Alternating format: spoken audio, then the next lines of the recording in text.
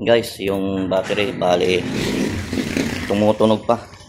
So ilalabas ko muna to sa labas. Bukas ko na itong tatapusin kasi baka pumutok to eh. Lahat ng battery niya lumubo. Yan, balik ito lang pala yung dahil yan, kaya hindi siya wala siyang bloated. Balik pag baklas ko, yan, biglang umangat. So yung mga battery na to lumubo na.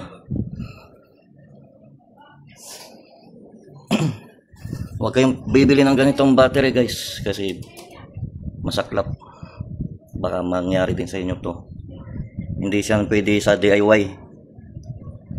You know. Iwan ko anong klaseng battery to. Umangat na yung isa guys. Umangat na.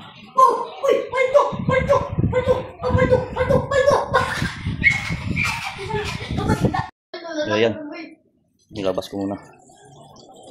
Tumutunog eh. Pumipiti-piti pa yung mga plates niya.